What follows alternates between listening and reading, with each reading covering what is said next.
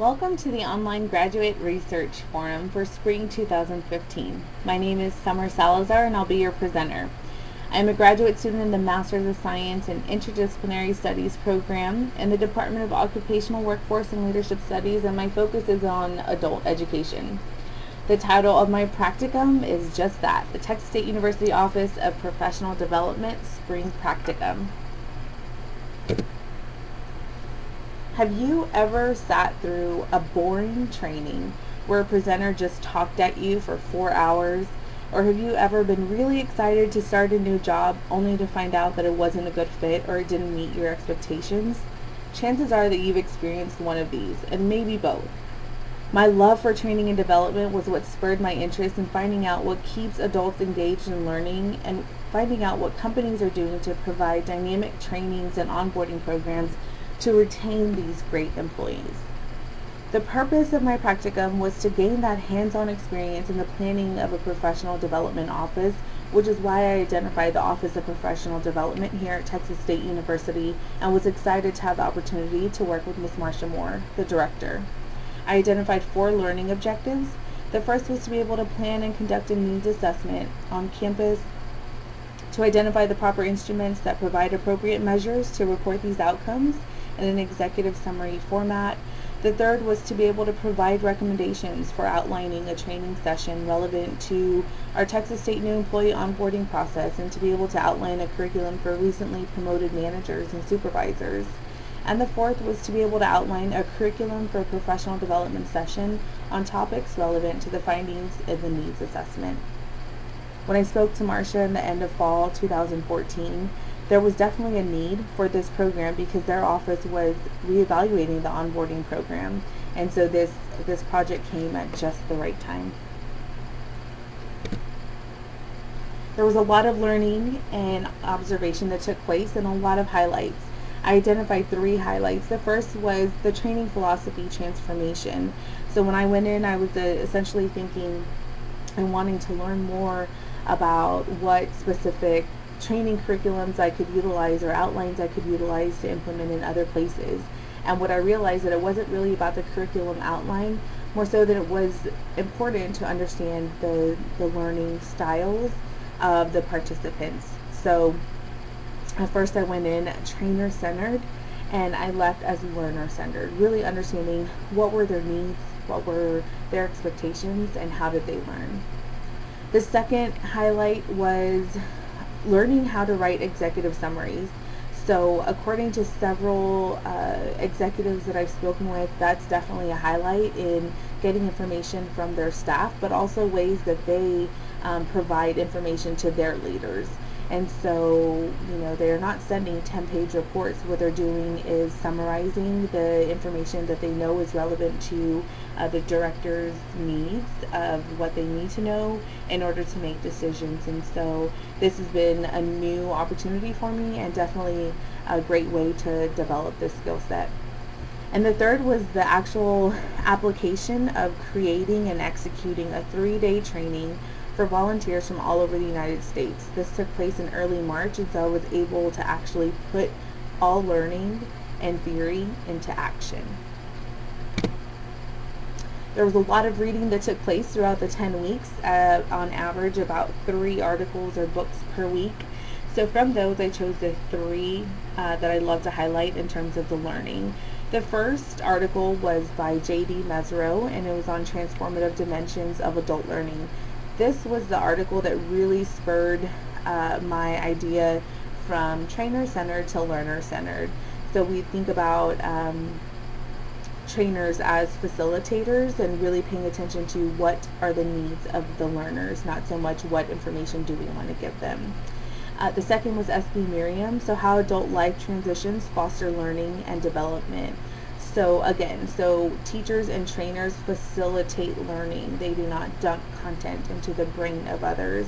And we also, it's important to develop and create time for reflection into these trainings so that the participants are actually able to apply what they're learning, find ways, real world ways that they can utilize it when they leave that room. Otherwise, some trainings get lost, or theory or content gets lost once that participant leaves the room.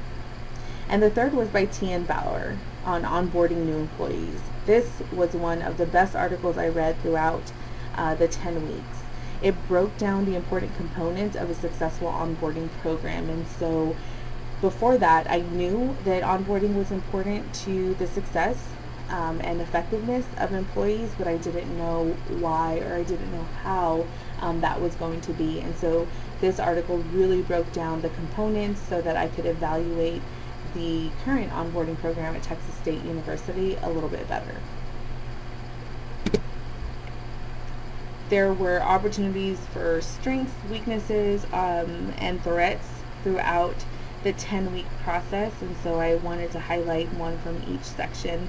So in terms of strengths, the major achievement was the ability to apply the learning into action. So being able to create the training that I did for 18 women, to be able to develop the curriculum, the outline, the learning objectives, the materials, and really be able to put everything into action.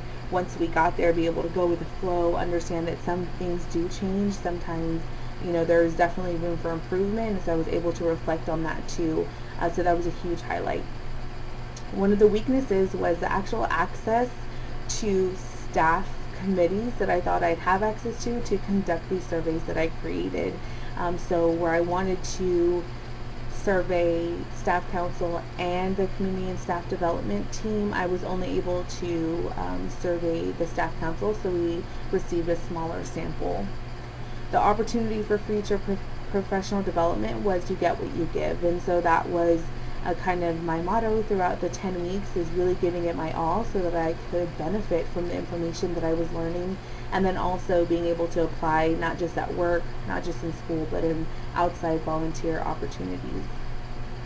And the biggest threat that was really intimidating, and it was definitely a challenge I had to overcome, was the time requirement expectation. So in first getting started, a threat that I identified was the fact that I was working more than 40 hours. I was taking time off from work to be able to implement this practicum in another department, taking another graduate course, and also volunteering. So there was a lot going on, but I was able to manage my time more effectively and overcame that threat. Future career plans. This is really exciting because I went in with one idea of just evaluating an onboarding process and finding out what they did to see if we could, implement that again somewhere else, and I left with so much more.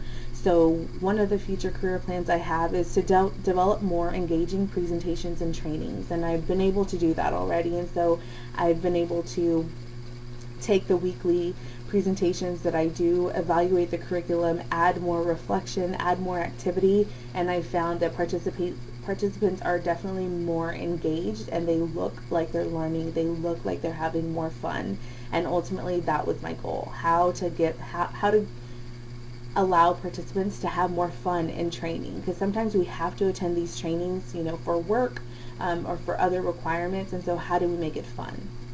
The second one is to provide my expertise to outside organizations and companies. So I love where I'm at. I love being at Texas State, but I also want to be able to find ways to consult and provide these opportunities to companies who don't have access to that information.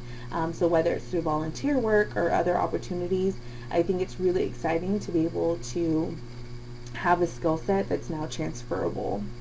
And the last is to work towards that promotion. So I definitely feel a huge opportunity for growth. I feel that I've been able to develop some skill sets that are necessary to the next step to be able to lead effectively. So not just be great at my job, but help others be great at their job as well, to help increase employee engagement, understand motivation, and really understand the leadership styles and the learning of the people around me.